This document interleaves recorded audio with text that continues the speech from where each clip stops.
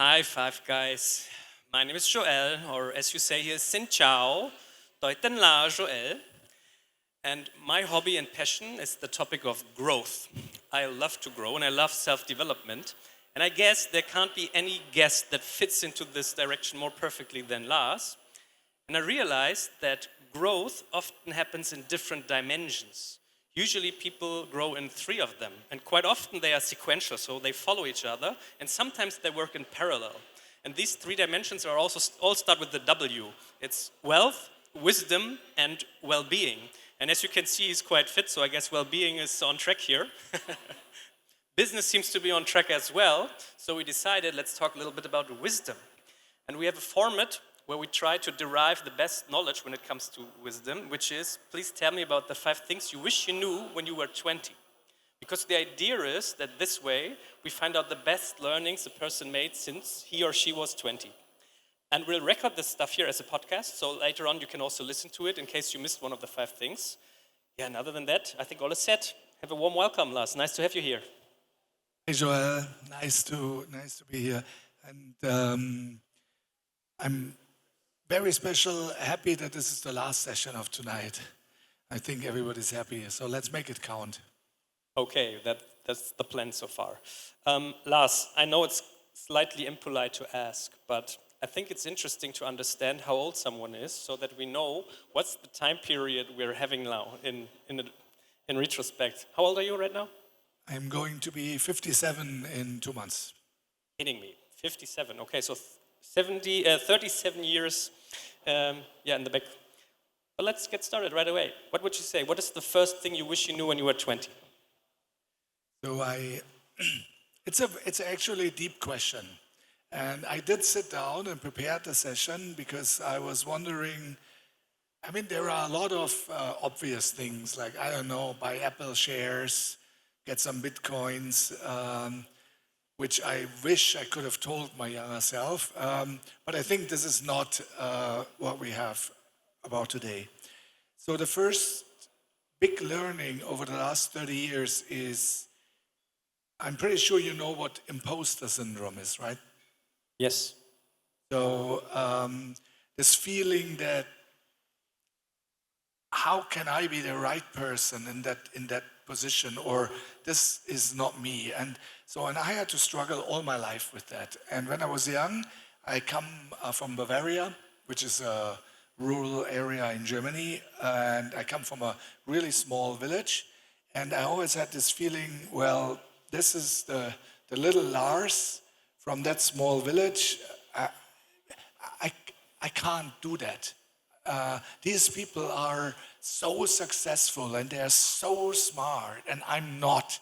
So there were a lot of chances and a lot of topics and things where I, in hindsight, thought I should have done it, but I never really did it because I was like, oh no, little Lars from Oberopfingen, to give it a name, yeah, the village is as small as it sounds, is not the person who can do that. And if I could somehow go back in time and said like, kick myself in the ass and like, fuck it, be bold and be successful. Just go for it and don't be scared of failing. I think then this would be my number one topic. Funnily enough, I had Jolt in an interview, your business coach. He's sitting here in the second row over there. And he taught me that quite often it happens that people develop certain truths in their head, which form their identity.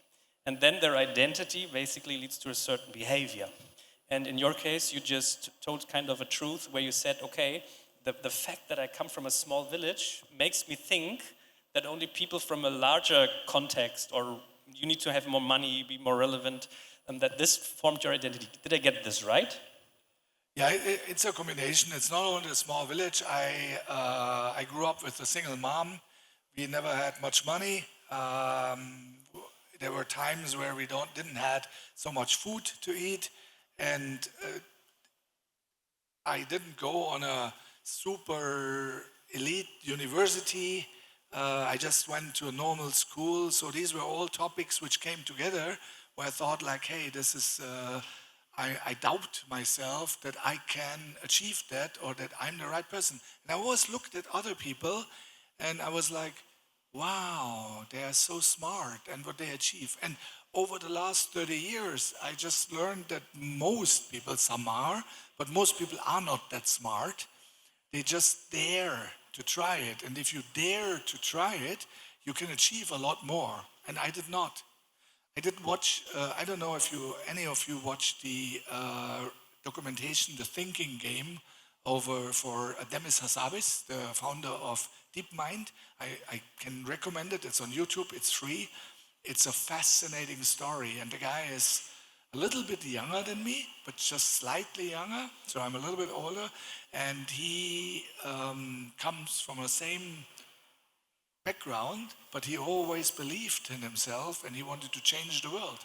And when you watch the documentation, I was like, holy shit, if I would have dared, maybe I could have been also one of these guys. Maybe I could even have joined him or whatever, because I was dreaming of AI when I was young and my head was full of it. I was such a nerd, but I never dared that I could be the person who further humankind, but he did. Yesterday I was driving in a cab together with a board member of a big company, and I told her I also have this misunderstanding in my past that I always mixed up that someone who is rich also has a relevant, smart character or a lot of knowledge in them, which isn't true. It doesn't mean that impact follows money. Sometimes it's just coincidence, right? And now I'm curious, sometimes in life there are kind of portal moments. So you step through a portal, something happens, and the room behind that portal looks totally different. So it's a moment of overcoming things. Has it been the same with you in that respect, or what you just talked, that there was one big moment that changed your life, or was it rather a line of things, different milestones that came together? Well, certainly, we live in a society where value of a human being is measured in money. And that's a problem. And that's going to be even a much bigger problem in the future when 60 or 70% of all people will lose their jobs. If we do not give them value, real value besides money, then we will have a mob with the pitchforks on the street. So as of me, I always dreamed of being a millionaire, and I wanted to become a millionaire with 40. I slightly delayed it. I made it with 42, and that actually changed it dramatically. Not because I have money. Money is gone already. I divorced, and that's it. But the perception of the people towards me changed. Because the people suddenly thought like, ooh, this guy made millions, he must be smart. I'm still the same little guy from that little village. But the people think different about me, and now you listen to me. And that gave me for sure a lot of self-confidence. Why is it so that the perception exists that being rich means being relevant, being smart, being successful, being this and that? I think that's the whole concept of capitalism and the society in which we are living. In the old Greek, it was not necessarily the case. I think Socrates was really, really poor, but he was very, very well received because of what he provided. And I think this is something what we need to get back. But as of today, the world we are living is clearly not like that. Have you heard about the Van Gogh story? How Van Gogh's paintings became famous and expensive? No, not really. There's this story. Van Gogh lived in the south of France, and his brother and the wife of his brother, they lived in Paris and had a gallery. And he was always sending pictures, art pieces, up to Paris together with letters. And in these letters, he was always complaining about how bad it is to be so poor and how hard life is. And he did this over and over again. And then all of a sudden, a problem popped up because Van Gogh died, and half a year later, his brother died as well. So you had the widow of the brother of Van Gogh, who thought, okay, what am I doing now with these hundreds of paintings here? And she tried to sell them, opened up the gallery again, and nothing happened. And then she realized there was a second value she didn't touch at all, the letters. So she took the different letters, printed a book out of it, what it feels like to be an artist, and all this misery and being poor. And all of a sudden, all people went crazy because they wanted to see the picture that's behind the story. So it was all about the storytelling instead of the pure art at the beginning. But anyway, I digress. This is about you. So we learned your first learning. It's, if I translate it, it's trust yourself more. No need to doubt yourself, right? Yeah, be bold. Be bold and dare. Be bold and dare. All right. What's the second thing? I'm actually happy that my wife is not sitting in the audience. She would laugh so hard. I think one of the learnings I had over the last 30 years is that listening is so much more powerful than speaking. Yeah, they know me a little bit. I'm not necessarily good in that, but I'm much better than when I was young. The thing is, there is saying like silence is golden. If you are silent and listen to people and give them room to speak, you will learn something about that. And also in business, it helps a lot. I mean, the most successful sales strategy is pretty much just asking people a question, then they tell you blah, blah, blah, blah, blah, what's all wrong, and then all you do is you repeat it. You repeat it, and they're like, oh, finally there's someone who understands me. And that is something. And when I was young, if you're insecure, and I was very insecure, so I hide this insecurity behind a mountain of words, a lot of words. I just talk a lot because I think like if I talk a lot, then maybe I sound smart, which is not necessarily true. I remember when I was in school, I will never forget it, it was a traumatic experience. I came in a new class, there's a guy sitting next to me, a new guy, and I thought like, oh, I need to talk because it was silent. So I like blah, blah, blah, blah, blah, blah, blah, blah, blah, blah, blah. And after 10 minutes, he turns around and is like, is it possible that you just shut up, please? And I was like, holy shit. So I did exactly the wrong. And the older I get, the more I realize just to listen is a lot more powerful. Funnily, it often happens, right, that we talk to someone else, but you ask a question, the other one answers, but you do not think about what the person is answering, but think about what you're saying next. Do you know this phenomenon?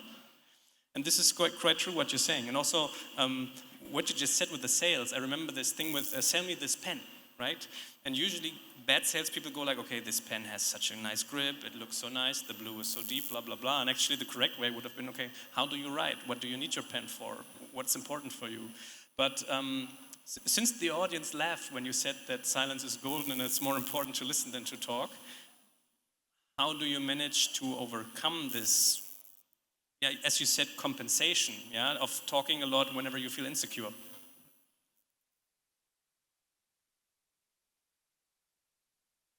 Well, that's a completely different question that doesn't go in the past. I think, well, I definitely don't talk as much anymore and I'm much better in listening. However, and I'm not insecure anymore, not so much. There is still some imposter syndrome left. I'm not saying went completely. However, sometimes I kind of like to hear myself talk and then I just talk too much. And my wife always said like, please, please, shut up. So. And how did you manage to overcome these insecurities? Was it the effect with being a millionaire, what you just said, that you had success and that people are now started to listen to you? Or was there also other aspects and ways of feeling more comfortable with yourself? A couple of things. So, when Ari was speaking, thank you for that. That resonated a lot to me when she answered the question for women, because like we men are also big softies inside, even if it doesn't look like that. So It's a mixture out of experience, positive feedback by being successful, and also what I did was a very strategic career development. So what I did when I was younger, I was like, I want people to take me more serious. So, and how do you do that? So when I'm in a conference, so I sit here and you listen to me. So by definition, I am more important than you because you listen to me. So, and when I started, for sure, I was sitting there and I was listening and I was thinking, I wanna sit there and I wanna be a speaker because then you build a reputation of being more important. It doesn't necessarily mean I'm smarter than you. Absolutely not. I'm actually convinced that a lot of people here in the audience are smarter than me, but I look smarter because I sit here. So what I did is I went to every single conference in my area in IT at this time, and I found out where the speakers were staying, so the speaker hotel where the conference put the speakers, and I booked a room in the speaker hotel. And then I spent every single night at the bar in the speaker hotel, drinking with the speakers. And literally after 2 or 3 years, I kind of belonged to the establishment. And then people said like, hey Lars, don't you want to also have a talk? And I'm like, strike. Yeah, and that's how I started to speak. Not because back in the time, as I'm old, as you heard, it was not so that there was a call for papers and a committee. It was more like, oh yeah, this guy is cool, let's have him on stage. And so this I did. Second, I wrote a book. Because when you write a book, you're also smart. You must be smart, yeah, when you write a book. Oh, I'm an author. So I contributed to a very important book in my area. So like, okay, book check, speaker check. And what is missing? I became a lecturer at a university. So when you're a lecturer at a university, then you're there. So when you look at my CV, the people look like, oh, author, so many publications, lecturer. Okay, he must be a meta expert, he's smart. I'm not, but I look smarter.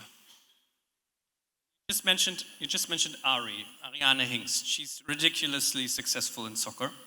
And I can remember I was talking to her and she said, you know, the tricky part of being a top athlete is you gave it all, you did nothing wrong, and still you lose the game. So my question to you is, since winning and losing also defines the personality somehow, how did you manage to come over negative experiences?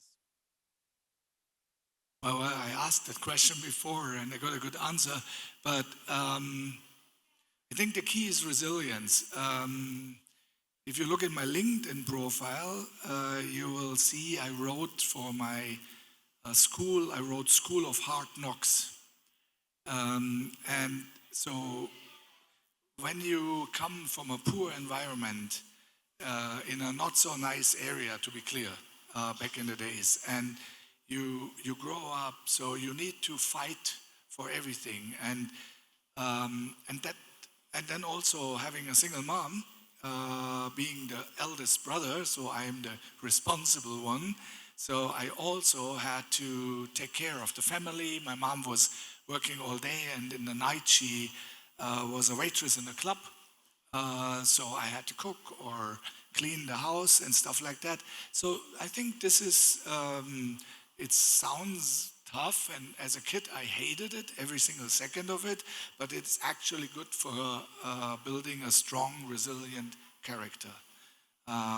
Because unlike other kids who get everything for free and everything is easy, and then when they experience hardships, it's very difficult for them because they don't know how to deal with this in this situation.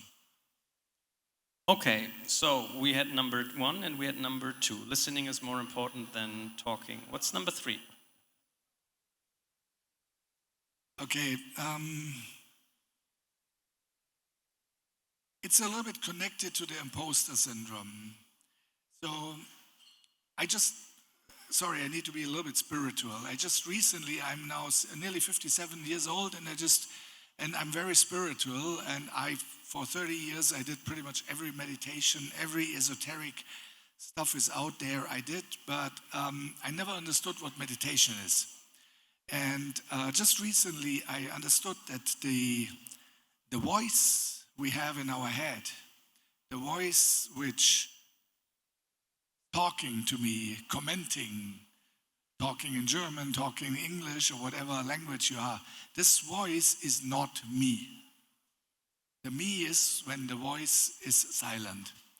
And then I was thinking about that every important decision in my life, everything I did, I always did in the space between the voice, where I did not think about it, where I just act. Like be it in a crisis, be it in a critical situation, I did not think, I did not argue with myself, I just am and acted. And that was very powerful for me. And because in the second I start to listen to my inner voice, it's just bullshit. And then there are a lot of reasons not to do things. There are a lot of reasons not to get up, not to try it, not to do it, and so on. So just not listening and just make the leap of faith and jump and do it was always the right decision. It was every single time, every important, like coming to Vietnam was one of the hardest things in my life. When I came here nearly 13 years ago, this country was very different. Nobody spoke English. There was no digital infrastructure. It was rough. It was hard. People were weird. I didn't understand the Vietnamese soul. People were not weird. I didn't understand them, to be clear. Yeah, and I just made this decision in between the thoughts. I just went here, said, this is it. And then I had nights where I couldn't sleep, where I felt like crying because it was really horrible. But you need to pull through, and now we are here. So, and I think this is, again, proof of that this is the right decision. Not listening to the inner voice, to these doubts, this constant comments, nasty voice sometimes. I mean, we're both Germans, and in Germany, it's, quite a problem to do mistakes. We built cars. Cars need to be perfect because people could die. We had great poets and authors and all that stuff. So for different cultural reasons, it's hard for us to make mistakes and to try out things. I think there are so many people who struggle to follow the just do it lesson you just said. What was your key? I mean, I understood you said, as soon as the noise in my head gets calm and I can, relax in a way, I just jump in and do the stuff. But I guess there's more to it, isn't it?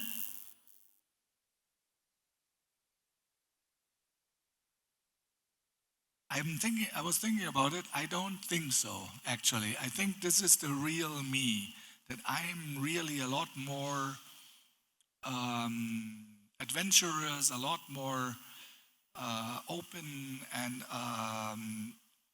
dare a lot more if the voice is silent. And yes, for sure, I learned a lot. I've been living in the US for a couple of years, and I learned a lot from the Americans. I learned, my learning there is from a German point of view. Okay, let me share your story.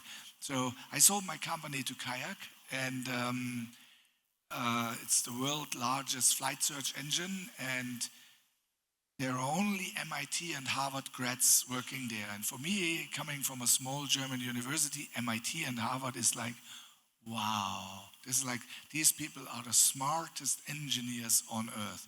So then I came there, and they said, like, Lars, you're German, and we have a problem with quality.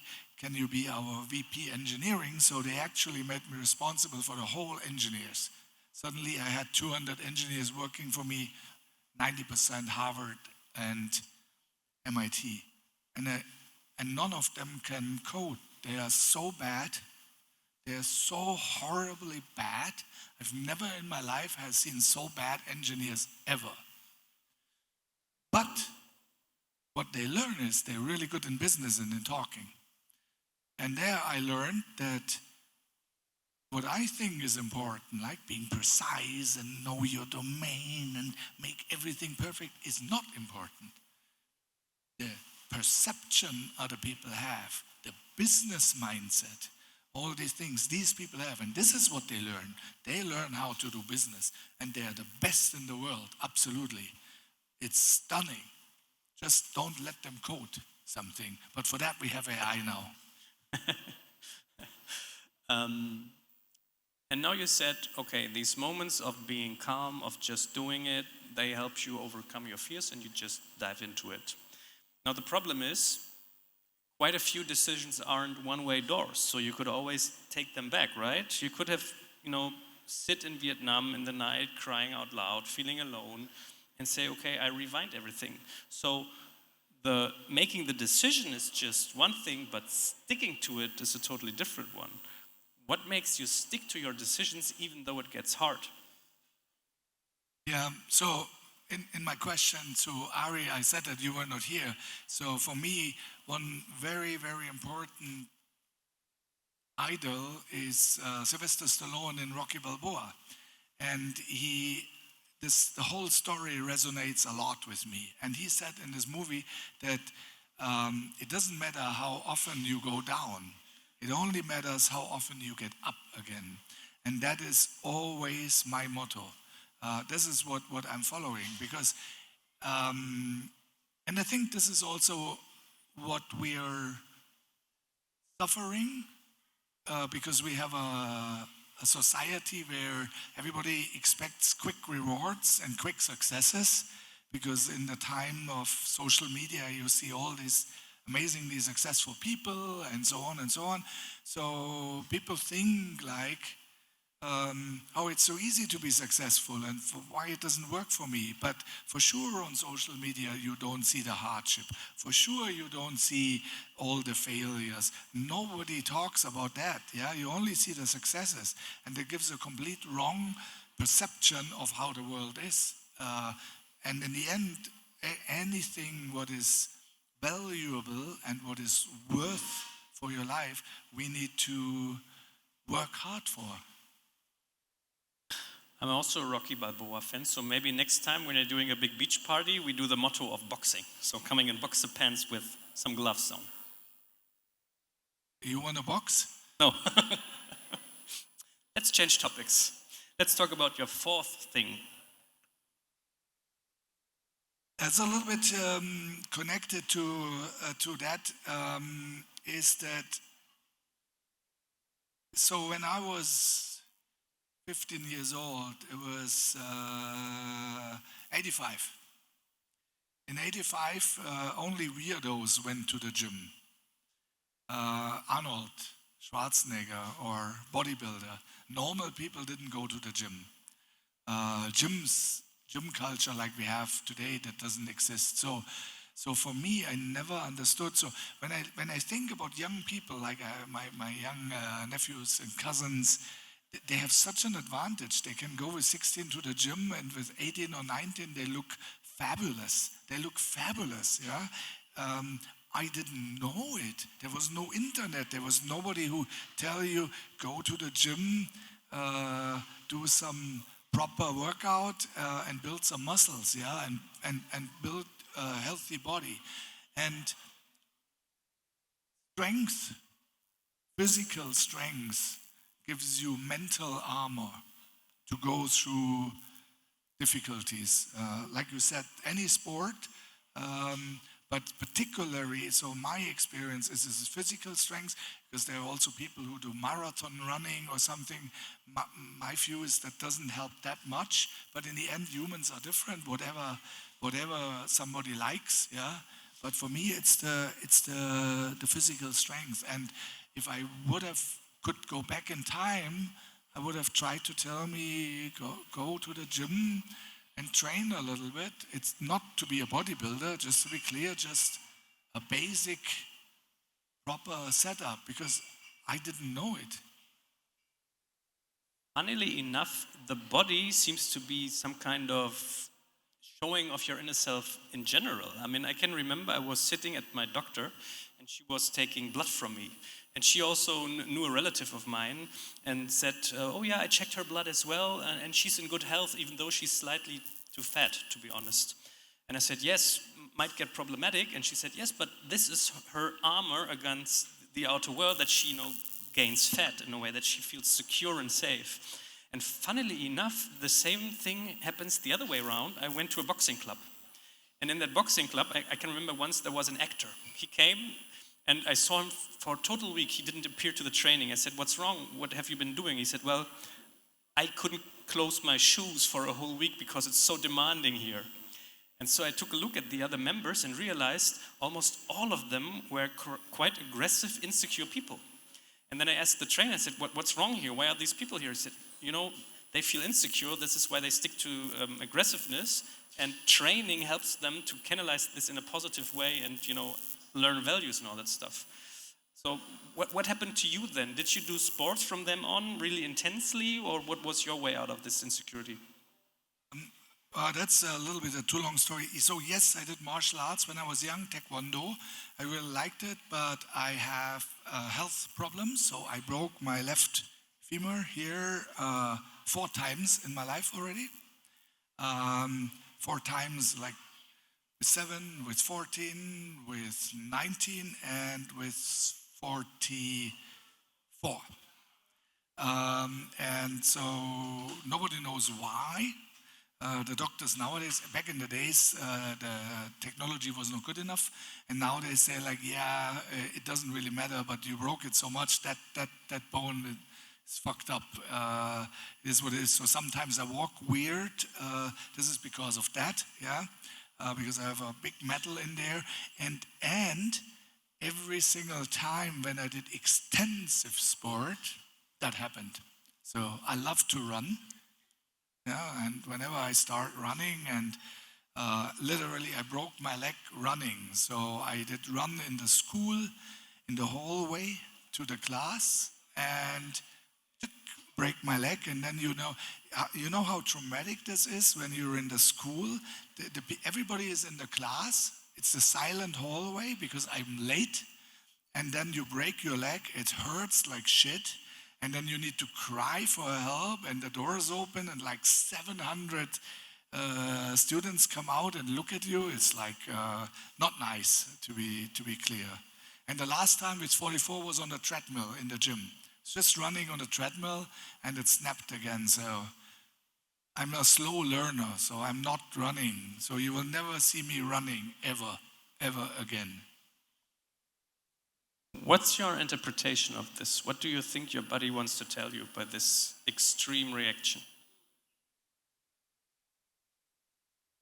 I'm not really sure if we should go there. That's a very good and deep question. I'm happy to answer it, but it goes a little bit deep. So when I was young, I was not a nice guy. My dream was actually to go to the army and kill people. So where you said you were clear, you want to be a football star, my dream was the French Foreign Legion, which is completely insane, to be clear. I went to the army. I went also in Germany to the worst what you can get, the mountain hunters, and I broke my leg the second time. And the first time I broke it when I was having a fight with a guy. So, but I still don't listen to my body. And it happens again and again, and I still don't listen. And only later, when I was still in the army, I had a sinusitis, and the doctor didn't treat it well. So because they didn't give me antibiotics, I nearly died because I got blood poisoning. I fell in a coma. They rushed me in the hospital, and when I woke up, they closed my eyes because it was unclear if I ever can see again. And then you lay there, pre-iPhone, pre-internet, in the hospital, far away from home, so no friends around, and you can't see shit. That is a good way to think about the life decisions you made in your life. And I realized that maybe this is not the right way in my life. Maybe the universe is giving me a slap that what I'm trying to do there is not the right thing. And I changed my stance to bring more love and peace. Sounds really greasy and weird, but really to bring more love and peace into the world. And since then, things are much better. And did I get this right? You also go slowly through life? Is that also correct? That because you said you'll never see me run, did this also transfer to your way of thinking? Wow, I've never thought about that. No, I think yes and no. So you should ask my team. So I think very quickly. But the problem is that I suffer from what you just said in the beginning. You know, I'm very impatient, and the people talk so slow, and I already know what they're going to say. I'm already 3 steps further down the road. So I pace myself, and the weird thing is that I'm the most patient person you will know. I'm very impatient in small things, and I'm very, very, very patient for the long run. So, because good things need a while. Yeah, I learned that the good travels slow. So sometimes it feels in life that all the bad people, all the bully guys, you know, they get along and they get rich and they get successful. But I guess the good behavior, it just travels slower. Okay, so if I counted correctly, one more thing is missing. Yeah, last one, I just look in my notes. And that's also, I wish I would have known when I'm younger, which is perfection is the enemy of progress. I'm a very German, very perfect person. Everything needs to be perfect. And then you do a product and it needs to be perfect before you can release it. But in the end, perfection is just procrastination. And I don't know, kind of procrastination in a suit, you know. You want to look perfect, but you just don't dare to get feedback. Yeah, you need to get out. You need to be bold and own your mistakes, get feedback, learn from it, iterate fast. Yeah, so kind of ship it ugly, fix it, get better very quickly, very quickly. By the way, that's one attitude I see a lot in Vietnam and I'm struggling with, because here it's not perfection, but the fear of judgment. So people don't want to deliver if it's not perfect because they feel like it's not good enough. And that's a big problem in a very fast living world. And I wish I would have known that earlier, because I did a couple of products in the past, and I think we could have done much better if you're just faster, quicker, adapt more, and ready also for negative feedback. It's so funny, I heard the sentence that perfectionism is insecurities in high heels. And no, you just said it's also procrastination in a suit. Do you consider this aspect of trying to be perfect, that it appears together with a certain way of thinking or acting or behaving? Is there a character trait behind perfectionism? Yeah, absolutely. It's connected to insecurities. It's always insecurities. Because if you're secure and you're bold, you're like, okay, it's not perfect, I know it. Tell me what you think about it. Give me honest feedback. And even if the people say like, this is good, this sucks, this is shit, thank you. By the way, one learning I had is also once I gained more confidence in my life, I usually ask people for negative feedback, because I don't need to hear that I'm awesome. I know it deep in myself, yeah. But for sure I can do better. I can do a lot better, and I'm not perfect. And so any feedback where somebody would say like, hey, here this could have been done better, or here you should have said that. My coach is sitting there, he does that a lot, telling me these things. That's very, very helpful for me because then I can learn something. I can remember I once interviewed a coach who specialized in the top 1%. He said, I want to work with the top 1% athletes, business people, poker players, whatsoever. And he said quite the same thing. He said, most people struggle to become successful because they only give 80%. And the reason for that is that they are afraid to not make it to the top. And if so, they can always say, oh, I didn't give it all. I just did 80%. I could have done it if I only gave 100%. And now on the other hand, there's this aspect, what you just mentioned, done is better than perfect, right? So I'm curious, how did you manage to overcome this fear and this thinking of, okay, I don't want to show it until it's perfect, let's get out with it. How did you do that? To get it off, to get out? Well, I answered you that I don't listen to the inner voice. That's the key. So it just, I mean, sounds like Nike, but just do it. Don't think about it. Just do it. And I strongly believe that this is the key for success, because once I start to question myself, I'm not giving my best. I will not be the best. And by the way, there is also a large fear to be successful. Because like, if I give 100%, what if I win that? Am I good enough then? Do I deserve that? Will I be the person? And can I sustain that pace? I think there is one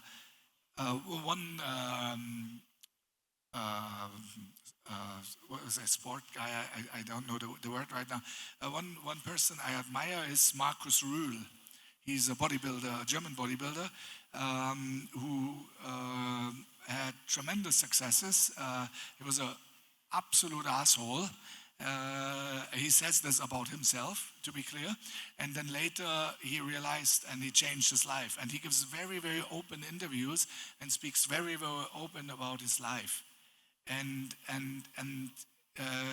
he said that the thing is, like, once you are Mr. Olympia, then you are on a complete different stress to get it again and again and again, like, and then you will fail. It's inevitable at a certain point, because young people and new people come up, and that's really difficult. So, and for me, it's like the same. What if I'm successful and I made a successful startup? What if my next startup is not successful and I fail again, and so on? And this is so maybe I'm the guy, hey, I'm successful, I just don't try a second time, so I can't fail. So there's a certain truth in that. I mean, success also makes lonely, right? There's usually only one on the top. From what I hear, it's quite hard to be successful as well, because only few people can relate to you anymore.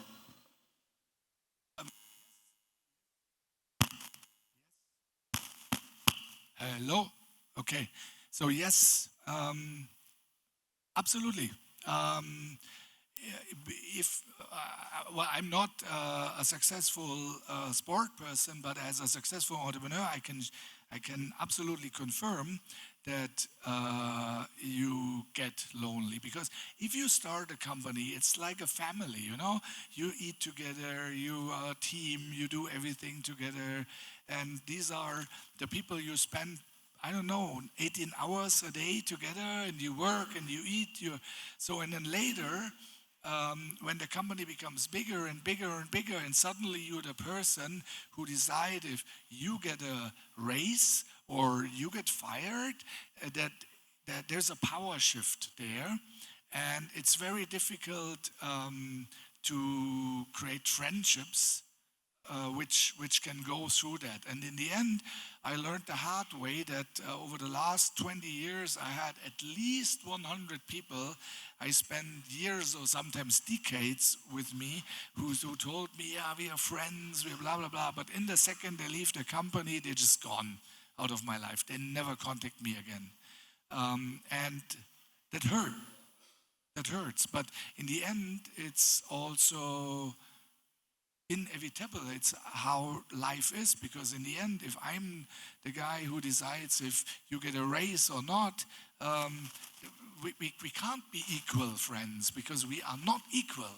Yeah, and that is not a good basis or foundation for friendship. Maybe my last question before we try to summarize all your 5 aspects. What do the people look like you surround yourself with? Very good question. I love it. So I have a passion for growth. I love to grow people. So I try to surround myself with people who are hungry for growth. And this is exactly the reason why I am in this country, because people here predominantly are super hungry for success. That is also the reason why the majority of my team are female, because they are even more hungry for success.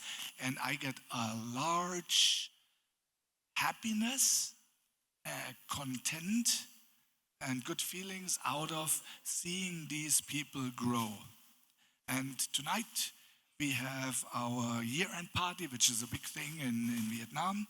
And this year we decided to invite our alumni, the ones in good standing. So I invited people which we haven't reached out sometimes for years, and I wrote them an email and said, like, hey, you have been part of the journey, you have been part of our success, and we would love to invite you to party with us. Yeah, and some of the emails I got back were heartbreaking, because people wrote me after 3 years, they wrote me, my God, it's so meaningful, and they are forever thankful for their time there. And I'm very, very happy, and that makes me super happy. So, long answer and short answer is people who want to grow, and I can help to grow. Okay, Mr. Lars Jankowfsky. Number 1, forget the imposter syndrome. Just do it. Be bold and brave. Number 2, silence is more important than talking. Listening is more important than talking. Number 3, just do it. Doing is better than just wanting to. Number 4, physical strength might be an armor for your soul. And last but not least, perfection is the enemy of progress. Forget perfectionism. Does this feel complete? Certainly not, but I mean, it's top 5. But I mean, we don't want to sit here till the next 3 days, and you don't want to listen to me. So I think it's good enough. Well then, thanks a lot. And what do you guys think? Was that all right?